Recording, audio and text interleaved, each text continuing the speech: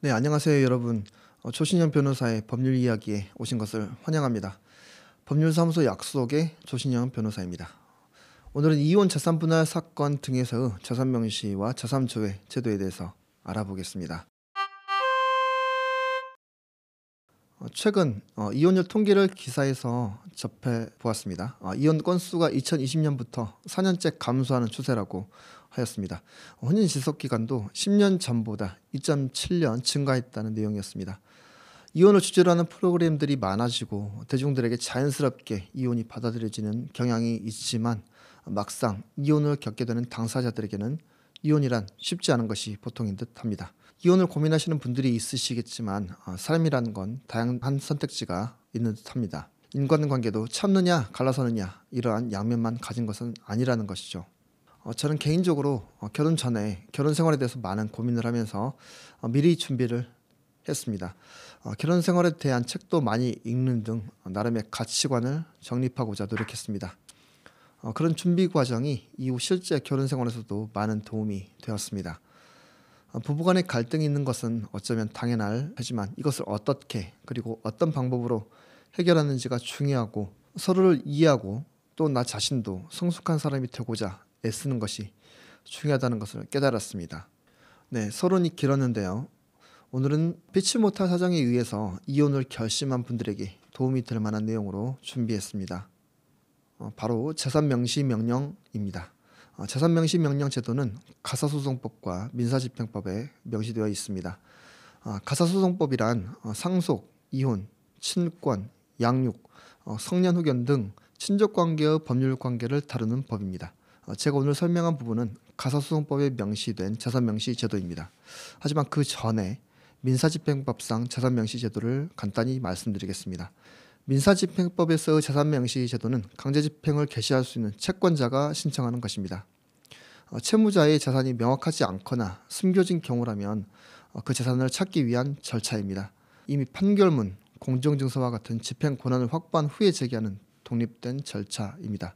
하지만 가사소송법에서는 이혼에 따른 재산분할 사건 등이 법원에 계속 중임을 전제로 합니다. 우선 부부가 이혼을 하게 되면 부부의 공동재산을 나누게 됩니다. 이때 상대 배우자에 대해 재산분할을 청구할 수 있는 권리가 생기는데요.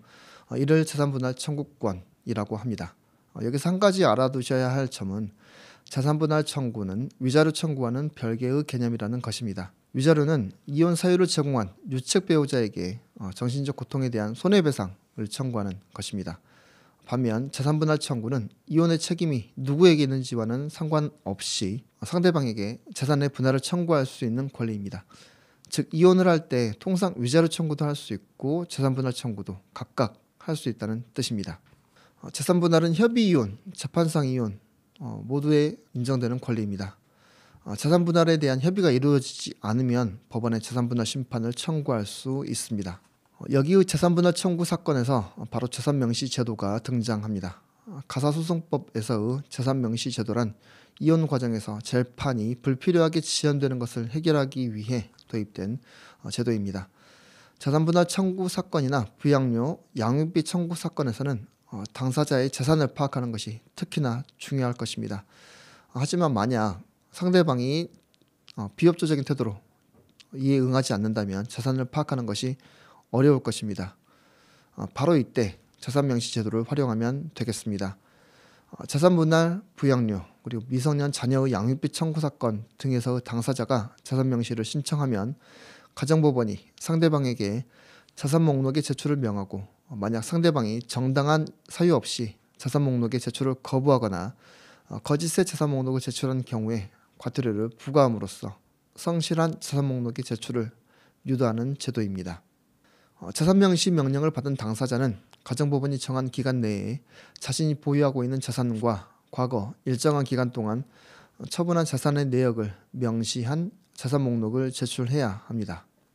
재산 목록의 경우에는 재산의 종류에 따라 목록과 내역을 작성해야 하기 때문에 까다롭게 느껴질 수 있는데요. 그럴 때는 경험이 풍부한 변호사를 찾아가는 것도 좋은 방법일 것입니다.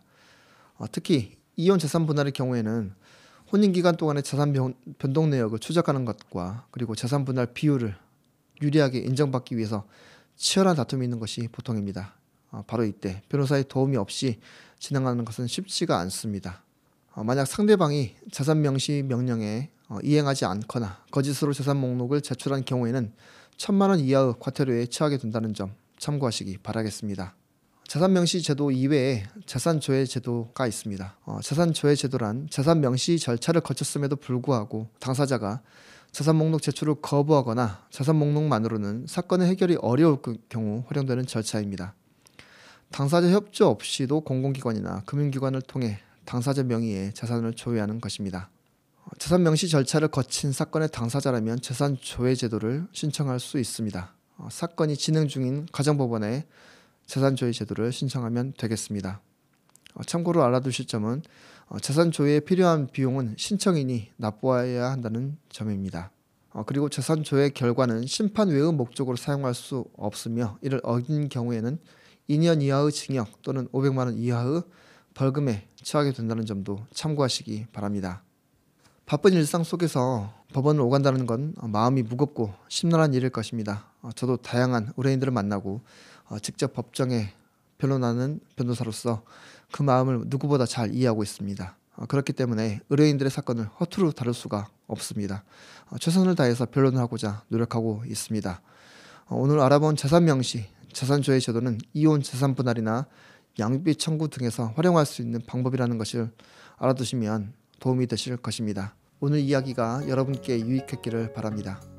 이상 법률사무소 약속의 조신영 변호사였습니다. 청취해 주셔서 감사합니다.